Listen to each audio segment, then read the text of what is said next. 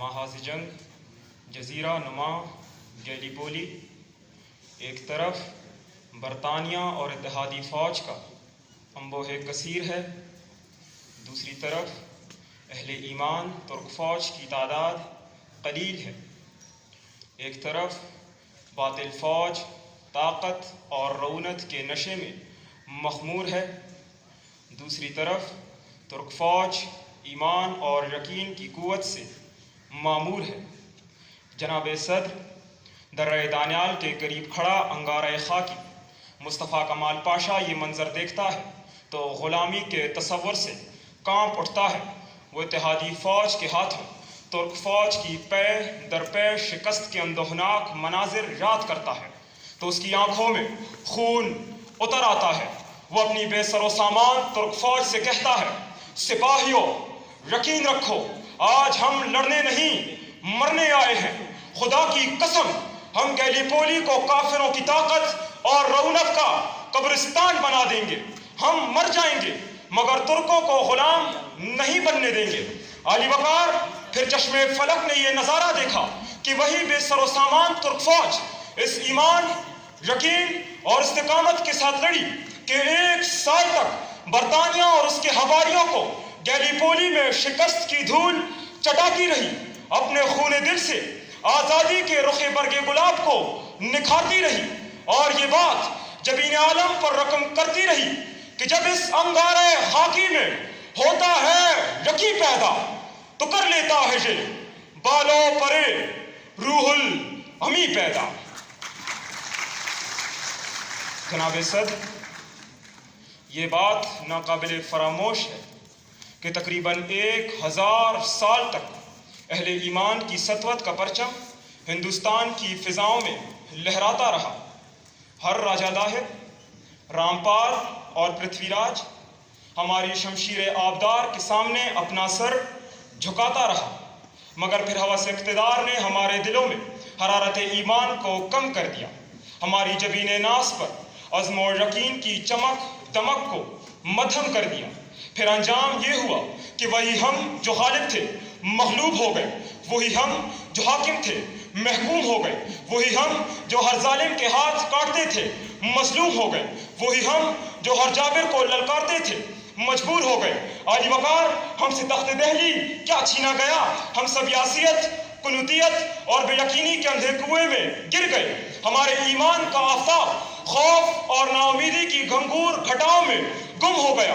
پھر ہم میں وہ شاعر دانائے راز اقبال آیا، ایمان و یقین کا انگارۂ خاکی محمد علی جناح آیا۔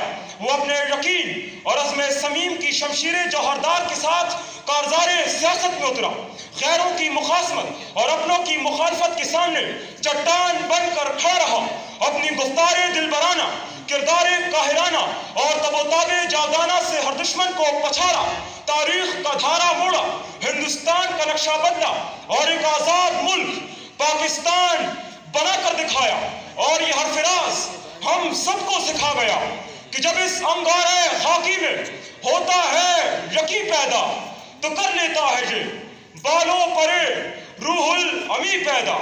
ہاتھ ہے اللہ کا، بندے مومن کا ہاتھ، غالب و کار آفرین، کار کشا کار ساز۔ اس کی امیدیں قلیل، اس کے مقاصد جلیل، رزم ہو یا بزم ہو پاک دل و پاک باز، رزم ہو یا بزم ہو پاک دل و پاک باز۔ جناب صدر، پاکستان کو قائم ہوئے تقریباً 76 سال بیت گئے، مگر ہم آج تک اقوام عالم کی صف میں باوقار مقام پیدا نہ کر سکے، پیغام اقبال کو اپنا منشور حیات نہ بنا سکے، نااتفاقی کے باعث ملک دو لخت کروا بیٹھے، اپنی خودداری کو چھوڑ کر سودخور اقوام کے دستے نگر بن بیٹھے، ملک کو سیاسی اور معاشی عدم استحکام کا شکار کر بیٹھے، سمراجی قوتوں کے غلام اور اہلکار بن بیٹھے۔ میرا ضمیر مجھ سے یہ پوچھتا ہے کہ ایمان و یقین کا پیکر یہ مرد مومن کن بے یقینیوں اور ظلمتوں میں کھو چکا ہے۔ آج ہم میں نہ روح بلالی ہے، نہ ایمان فاروقی، نہ قوت حیدری ہے، نہ تب و تاب رومی، نہ تب و تاز رازی ہے، نہ جستجو غزالی.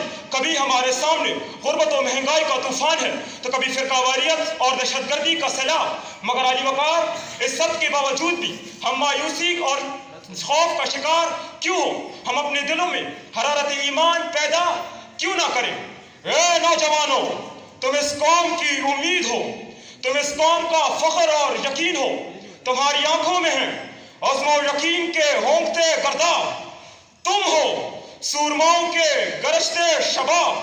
تم نے جس عزم و یقین کے ساتھ پاکستان کو ایٹمی قوت بنایا تھا، اسی طرح تم اسے ایک معاشی قوت بھی بنا سکتے ہو. تم اپنے انگارہ خاکی میں یقین پیدا کر کے آسمان کی بلندیوں پر جا سکتے ہو. بس ایک بات یاد رکھو کہ خدائے لم یزل کا دست قدرت تو، زباں تو ہے. یقین پیدا کر اے غافل کہ مغلوب گما تو ہے. پرے ہے چرخ نیلی فام سے منزل مسلمہ کی، ستارے جس کی گرد راہوں وہ کارواں تو ہے. والسلام.